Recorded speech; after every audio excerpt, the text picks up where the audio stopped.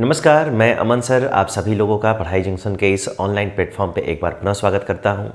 दोस्तों, आज की इस क्लास में मैं इंपरेटिव सेंटेंस के एक ऐसे टॉपिक को लेकर के आया हूं जिसमें आप ये वाला कॉन्सेप्ट पढ़ेंगे कि जब वर्ब के बाद ऑब्जेक्ट होता है तो उसका पैसिव वॉइस हम कैसे बनाते हैं। पिछले क्लास में आप लोगों से मैंने चर्चा की थी कि पैसिव वॉइस में इंपरेटिव सेंटेंस का जब पैसिव वॉइस हम बनाते हैं तो उसमें कितने सारे मेथड्स होते हैं, क्या क्या वो एक्सप्रेस करता है, क्या क्या हमें पता चलता है। और दूसरी चीज़ कि जब भी हम पैसिव वॉइस पढ़ते हैं तो इंपरेटिव सेंटेंस में अगर केवल वर्ब होगा तो उसका पैसिव वॉइस कैसे बनाएंगे, लेकिन वर्ब के बाद यदि ऑब्जेक्ट भी आता है तो उसका पैसिव वॉइस कैसे बनाएंगे। पिछले क्लास में मैंने छोटे छोटे एग्जाम्पल्स देके आपको समझाने की कोशिश की थी कि केवल वर्ब होगा तो उसका पैसिव एक बेसिक मेथड के फॉर्मूले के आधार पर बनाया जाएगा, लेकिन जब वर्ब के बाद ऑब्जेक्ट भी होगा तब उसका पैसिव वॉइस कैसे बनाएगा, उसका आधार क्या होना चाहिए और किस तरीके से उसको बनाया जाना चाहिए।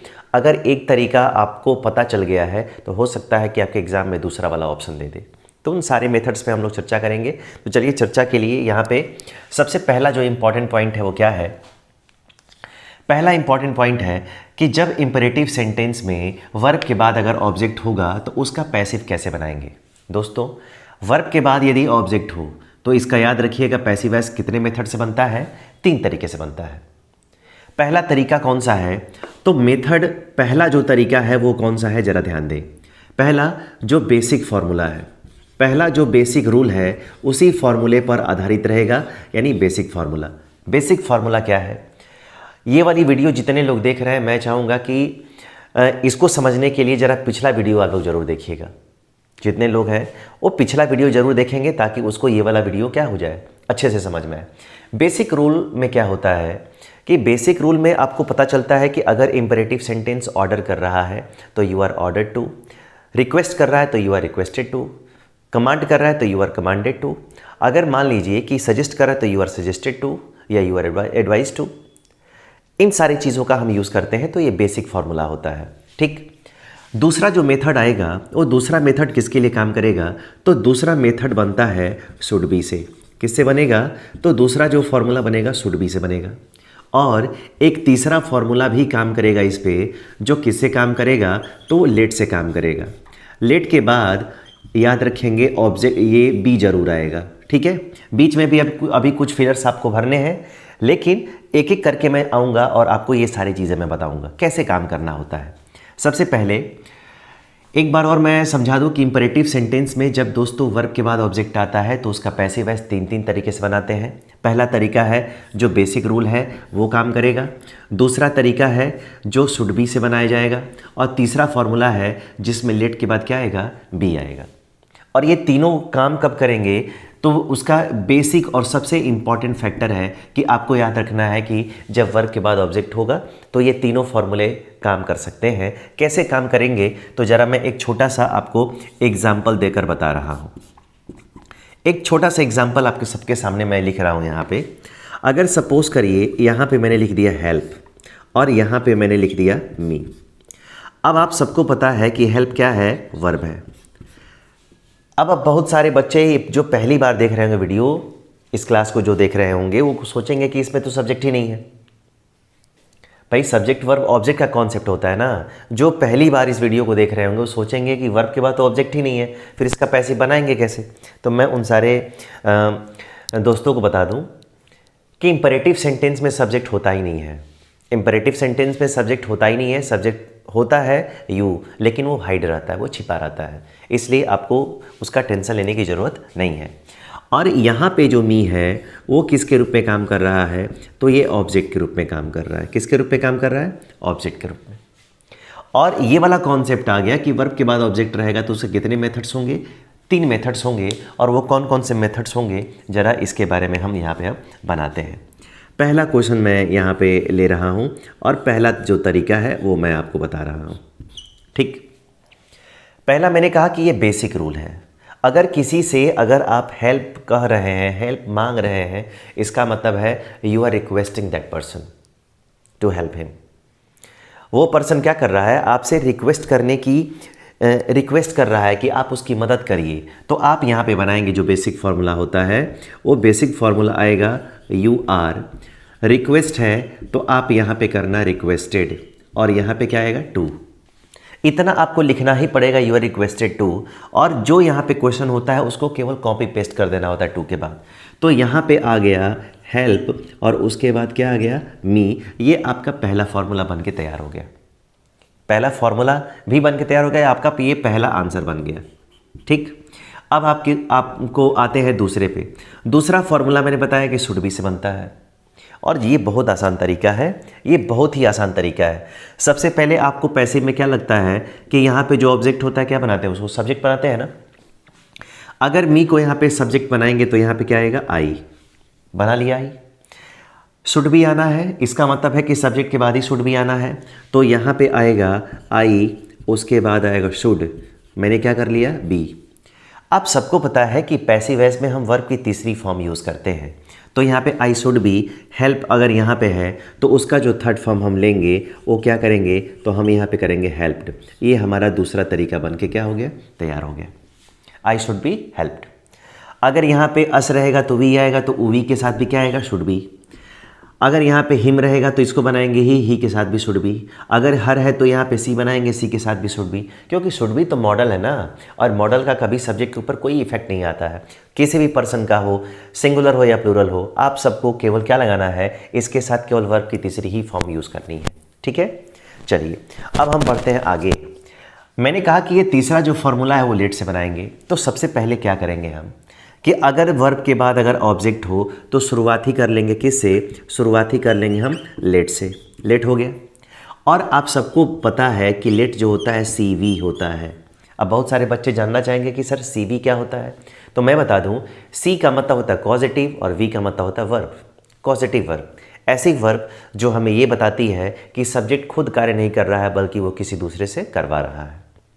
जैसे मैं उससे अपना काम पूरा करवा रहा हूँ, यानी कि I am not doing my work, I am not completing my work.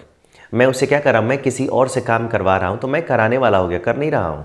ठीक, सबसे पहले हम यहाँ पे सब्जेक्ट लिख लेते हैं और वर्ब के बाद ऑब्जेक्ट आता है, तो जो अगर मी रहेगा यहाँ पे ना, तो आपको यहाँ पे मी लिख देना है। क्या करना है, मी लिख देना है। अगर यहाँ पे हिम रहेगा तो हिम लिख देना है, हर है तो हर लिख देना है, अस है तो अस लिख देना है, देम है तो देम लिख देना है। यानी जो कुछ भी यहाँ पे रहेगा आपको क्या करना है, यहाँ पे लिख देना है।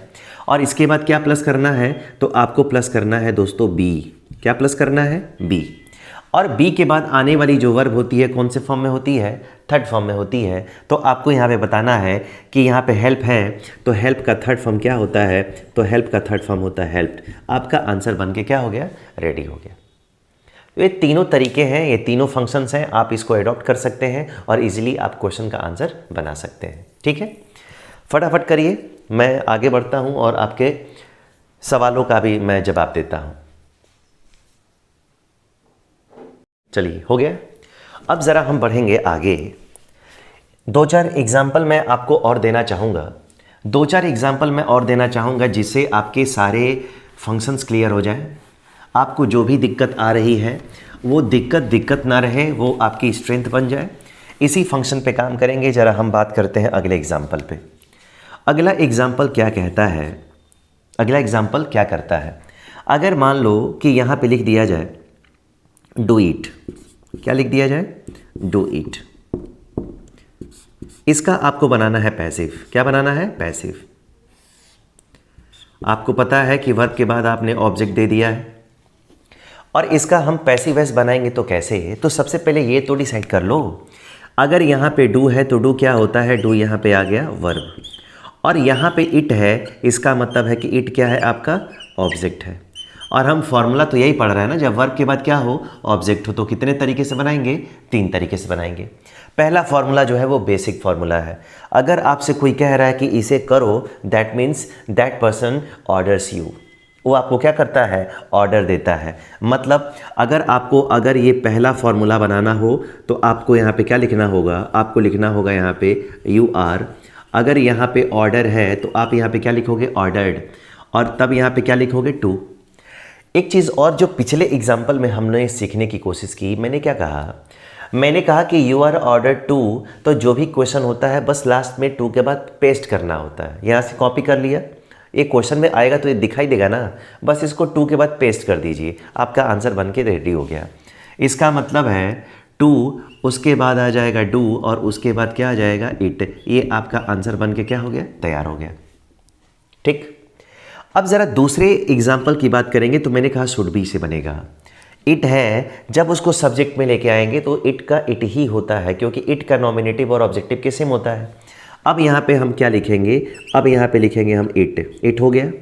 इट के बाद यहाँ पे क्या आएगा, तो कोई भी सब्जेक्ट हो, मैंने कहा कि कोई प्रभाव नहीं पड़ता है, कोई भी पर्सन हो, कोई सिंगुलर या प्लूरल हो, आपको क्या लगाना है, शुड बी। और अगर डू है तो डू का थर्ड फॉर्म क्या होता है, डू का थर्ड फॉर्म होता है done, it should be done. और शुड बी ही आना है, यहाँ पे मैंने कुछ दूसरा लिखा नहीं है, तो यहाँ पे अगर कुछ भी आएगा तो शुड के साथ आप दूसरी कोई हेल्पिंग मत लगा देना, ठीक है, वेरी करने की कोई ज़रूरत नहीं है। और तीसरा जब हम बनाएंगे तो तीसरा बनाते हैं लेट से। तो सबसे पहले यहाँ आप यहाँ पे क्या करिए, लेट को लिख ले। लेट की एक सीवी है, क्या है, सीवी मतलब कॉजेटिव वर्ब है जिसके बाद ऑब्जेक्ट आता है, तो ऑब्जेक्ट इट है, तो आप यहाँ पे इट को लगा लीजिए। इट के बाद क्या लिखते हैं, तो आप लिखते हैं बी, और बी के बाद वर्ब अपने किस फॉर्म में रहती है, तो वर्ब अपने फॉर्म में रहती है तीसरे फॉर्म में। आंसर बन के तैयार हो गया, आपका आंसर बन के तैयार हो गया। ठीक है, एक बार मैं चाहूँगा कि जितने लोग लिख रहे हैं, जितने लोग एक बार देख रहे हैं इस वीडियो को, एक बार इसका स्क्रीनशॉट ले लें, और स्क्रीनशॉट लेने से बेहतर है कि आप उसको लिख लें। आप इसको लिख लेंगे तो हमेशा अच्छा रहेगा, क्योंकि क्वेश्चंस लिखे जाने चाहिए, बार बार प्रैक्टिस की चीज़ें होती हैं, उसको लिखा जाना चाहिए। ठीक है, अब ज़रा हम आते हैं अगले एग्जाम्पल पे। अगला एग्जाम्पल क्या है उसको भी ज़रा समझते हैं। अगला एग्जाम्पल क्या है दोस्तों, इसको ज़रा हम समझते हैं। ठीक, इसको मैं सेम टू सेम रखता हूँ। अब ज़रा ध्यान दें, अब ज़रा यहाँ पे तीसरा क्वेश्चन क्या है, यहाँ पे मैं लिखता हूँ तीसरा क्वेश्चन। ठीक है, यहाँ पे लिख दिया जाए,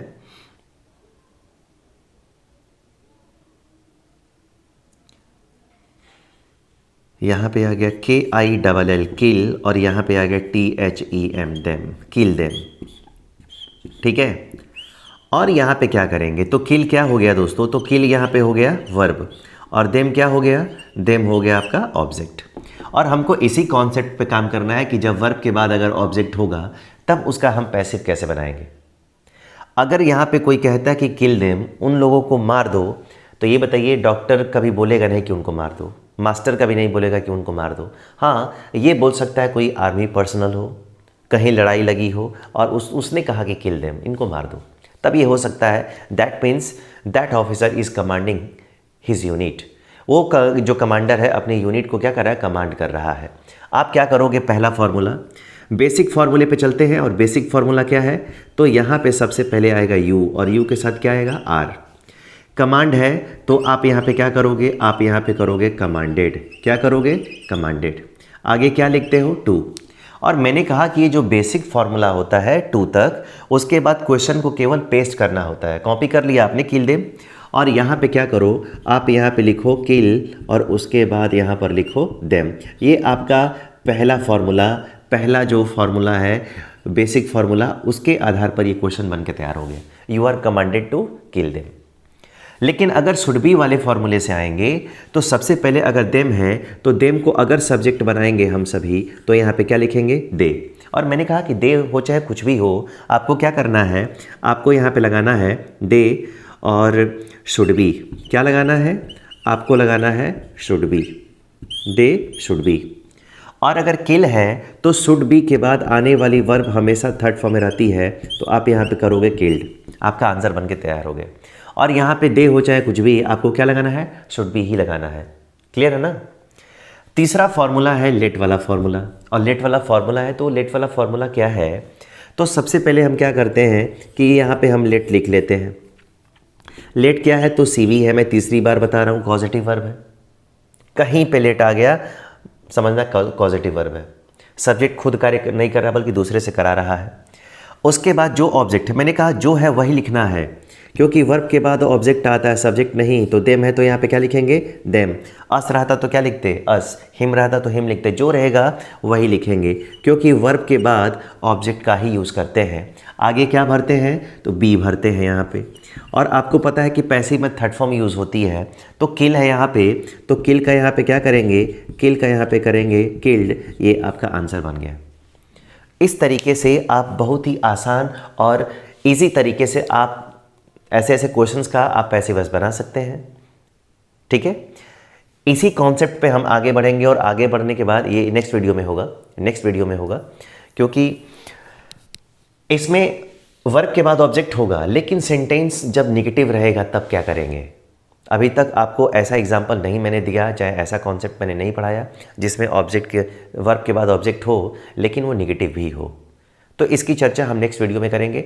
मैं चाहूँगा कि जितने भी लोग मेरी वीडियो को देखें, अच्छा लगे तो इस वीडियो को शेयर करना ना भूलें, अपने दोस्तों तक पहुँचाइए। जितने भी आपके फ्रेंड्स हैं जो प्रिपरेशन कर रहे हैं, जो एकेडमिक में हैं, जो किसी भी एग्ज़ाम की तैयारी कर रहे हैं, वनडे एग्ज़ाम की, उनके मोबाइल तक इस वीडियो को पहुँचाइए और आप भी उसको कायदे से समझिए। समझ में आ गया हो तो एक बार कमेंट करके ज़रूर बताइएगा, और कोई अगर प्रॉब्लम हो तो भी कमेंट करके बताइएगा। Thank you.